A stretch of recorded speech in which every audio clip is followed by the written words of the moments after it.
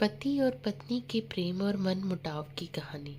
कहानी को पूरा ज़रूर सुने, खुद को रोने से रोक नहीं पाएंगे।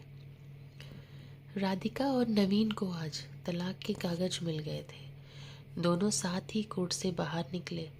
दोनों के परिजन साथ थे और उनके चेहरे पर विजय और सुकून के निशान साफ झलक रहे थे। 4 साल की लंबी लड़ाई के बाद आज फैसला हो गया था। 10 साल हो गए थे शादी को, मगर साथ में 6 साल ही रह पाए थे। 4 साल तो तलाक की कार्यवाही में लग गए। राधिका के हाथ में दहेज के सामान की लिस्ट थी जो अभी नवीन के घर से लेना था, और नवीन के हाथ में गहनों की लिस्ट थी जो राधिका से लेने थे। साथ में कोर्ट का यह आदेश भी था कि नवीन 10 लाख रुपए की राशि एक मुश्त राधिका को चुकाएगा। राधिका और नवीन दोनों एक ही टेम्पो में बैठकर नवीन के घर पहुंचे। दहेज में दिए गए सामान की निशानदेही राधिका को करनी थी, इसलिए 4 वर्ष बाद ससुराल जा रही थी। आखिरी बार, बस उसके बाद कभी नहीं आना था उधर। सभी परिजन अपने अपने घर जा चुके थे।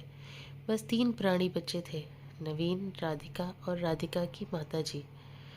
नवीन घर में अकेला ही रहता था। माँ बाप और भाई आज भी गांव में ही रहते हैं। राधिका और नवीन का इकलौता बेटा, जो अभी 7 वर्ष का है, कोर्ट के फैसले के अनुसार बालिग होने तक वह राधिका के पास ही रहेगा। नवीन महीने में एक बार उससे मिल सकता है। घर में प्रवेश करते ही पुरानी यादें ताजी हो गई। कितनी मेहनत से सजाया था इसको राधिका ने। एक एक चीज़ में उसकी जान बसी थी। सब कुछ उसकी आंखों के सामने बना था। एक एक ईंट से धीरे धीरे बनते घरौंदे को पूरा होते देखा था उसने। सपनों का घर था उसका। कितनी शिद्दत से नवीन ने उसके सपने को पूरा किया था। नवीन थका हारा सा सोफे पर पसर गया। बोला, ले लो जो कुछ भी चाहिए, मैं तुझे नहीं रोकूंगा। राधिका ने अब गौर से नवीन को देखा। 4 साल में कितना बदल गया है। बालों में सफ़ेदी झांकने लगी है। शरीर पहले से आधा रह गया है। 4 साल में चेहरे की रौनक गायब हो गई है। वह स्टोर रूम की तरफ बढ़ी जहां उसके दहेज का अधिकतर सामान पड़ा था। सामान ओल्ड फैशन का था, इसलिए कबाड़ की तरह स्टोर रूम में डाल दिया था। मिला भी कितना था उसको दहेज। प्रेम विवाह था दोनों का। घर वाले तो मजबूरी में साथ हुए थे। प्रेम विवाह था तभी तो नज़र लग गई किसी की, क्योंकि प्रेमी जोड़े को हर कोई टूटता हुआ देखना चाहता है। बस एक बार पी कर बहक गया था नवीन। हाथ उठा बैठा था उस पर। बस वो गुस्से में मायके चली गई। फिर चला था लगाने सिखाने का दौर। इधर नवीन के भाई भाभी और उधर राधिका की माँ। नौबत कोर्ट तक जा पहुंची और तलाक हो गया। न राधिका लौटी और न नवीन लाने गया। राधिका की माँ बोली, कहाँ है तेरा सामान? इधर तो नहीं दिखता। बेच दिया होगा इस शराबी ने। चुप रहो माँ। राधिका को न जाने क्यों नवीन को उसके मुंह पर शराबी कहना अच्छा नहीं लगा। फिर स्टोर रूम में पड़े सामान को एक एक कर लिस्ट में मिलाया गया।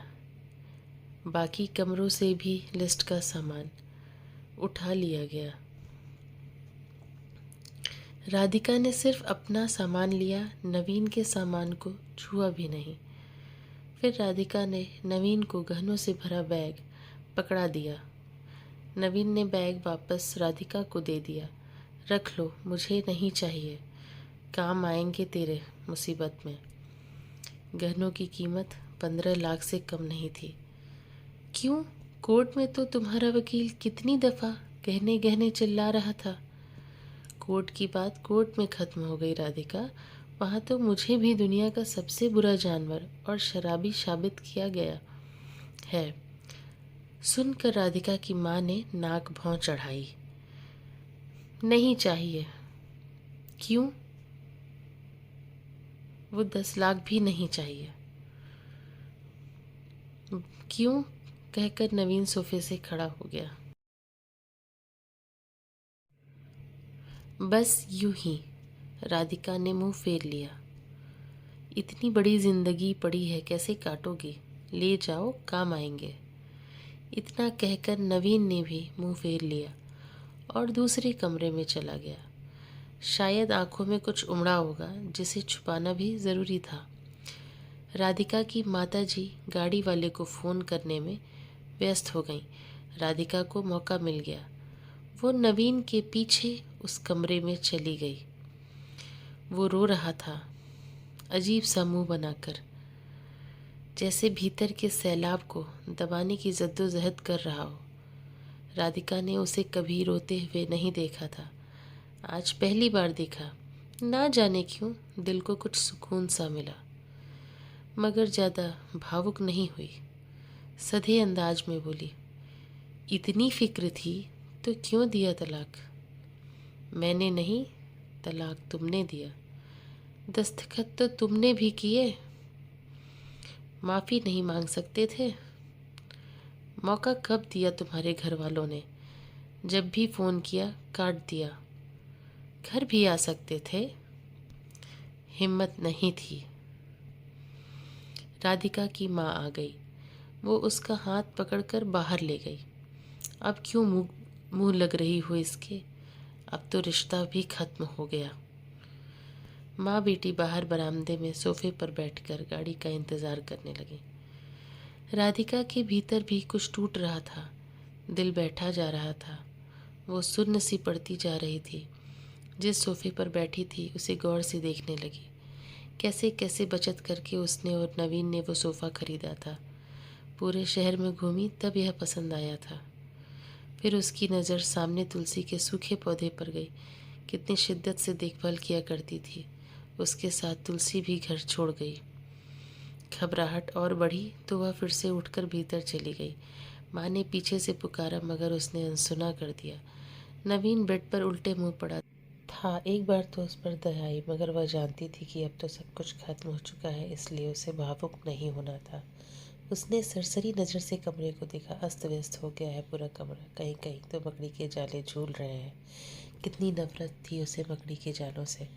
फिर उसकी नज़र चारों ओर लगी उन फोटो पर गई जिनमें वो नवीन से लिपट कर मुस्कुरा रही थी। कितने सुनहरे दिन थे वो। इतने में माँ फिर आ गई। हाथ पकड़कर फिर उसे बाहर ले गई।